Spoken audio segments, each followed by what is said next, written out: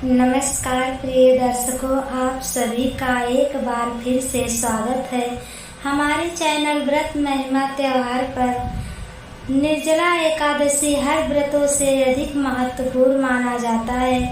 एक साल में 24 एकादशी पड़ती है, किंतु इन सब एकादशियों में श्रेष्ठ शुक्ल पक्ष की एकादशी सबसे महत्वपूर्ण फल देने वाली है एकादशी मानी जाती है, क्योंकि निर्जला एकादशी व्रत रखने से 24 एकादशियों के फल देने के बराबर होती है, जिसे भीमासेन एकादशी या भीमसेन एकादशी कहा जाता है।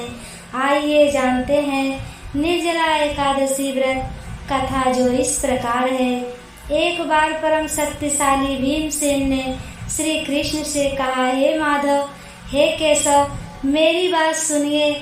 राजा युधिष्ठिर एवं अर्जुन, नकुल, सहदेव ये सभी एकादशी का व्रत करते हैं और एकादशी के व्रत के दिन कुछ नहीं खाते हैं और मुझसे यही कहते हैं कि तुम एकादशी का व्रत करो और कुछ मत खाओ। परंतु मैं उन लोगों से यही कहता हूँ कि मुझसे भूख बर्दाश्त नहीं होती है।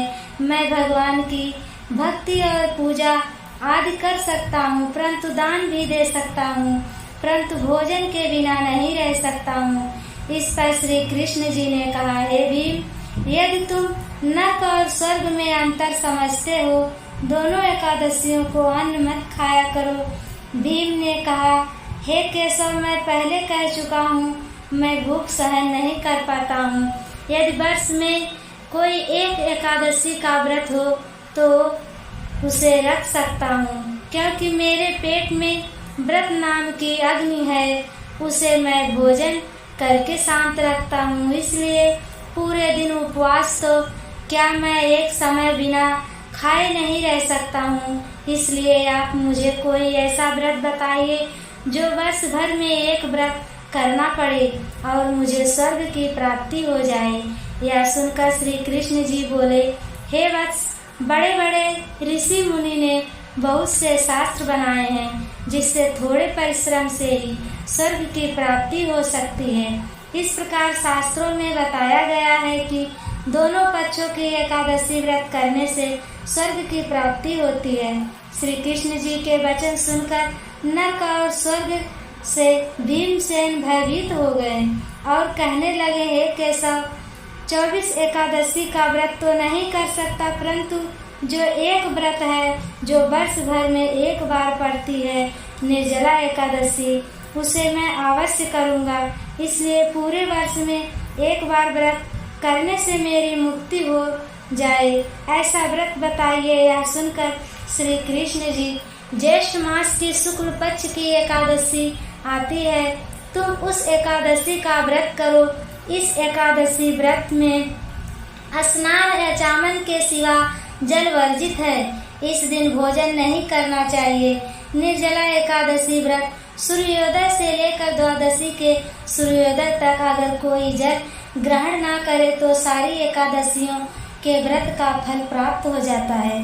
द्वादशी को ब्रह्म मुहूर्त में सूर्योदय से पहले उठकर स्नान आदि करके ब्राह्मणों को दान देना चाहिए। इसके बाद भूखे ब्राह्मणों को भोजन कराना चाहिए। ये बात स्वयं श्री कृष्ण जी ने बताई है। एकादशी का पुण्य समस्त तीर्थों के फल इस एकादशी में समाहित है। केवल एक दिन निर्जला एकादशी व्रत करने से सभी पापों से मुक्ति मिल जाती है। जो मनुष्य एकादशी व्रत करते हैं, उनके मृत्यु के समय यमदूत नहीं घेरते हैं। उन्हें भगवान के पार्षद पुष्पक विमान में बैठाकर स्वर्ग ले जाते हैं। इसलिए संसार में सबसे श्रेष्ठ निर्जला एकादशी व्रत है। निर्जला एकादशी व्रत के दिन ओम नमो भगवते वासुदेवाय नमः का जाप करते रहना चाहिए। निर्जला व्रत करने से पूर्व भगवान से प्रार्थना करें, हे भगवान, आज मैं निर्जला एकादशी का व्रत करूंगा, अतः मैं इस व्रत को श्रद्धा पूर्वक व्रत करूंगा। आप मेरे समस्त पापों को नष्ट करिए। इस दिन जल से भरा घड़ा दान करना चाहिए। इस दिन जो लोग यज्ञ करते हैं उनका तो वर्णन ही नहीं किया जा सकता। इस एकादशी के व्रत करने से विष्णु लोक को प्राप्त करते हैं। जो लोग उस व्रत के दिन अन्न खाते हैं वो लोग चांडाल के समान हैं, वे अंत में नरक लोक जाते हैं। जो एकादशी व्रत किया हो वह ब्रह्म हत्या ही क्यों न की हो, या चोरी ही क्यों न की हो, या गुरु के साथ द्वेष ही क्यों न की, उसके सभी पाप नष्ट हो जाते हैं। इसलिए ये व्रत जो मनुष्य करते हैं उन्हें निश्चय ही स्वर्गलोक की प्राप्ति होती है। धन्यवाद। कमेंट में जय श्री कृष्ण एवं जय श्री राधे अवश्य लिखना और सब्सक्राइब जरूर करना।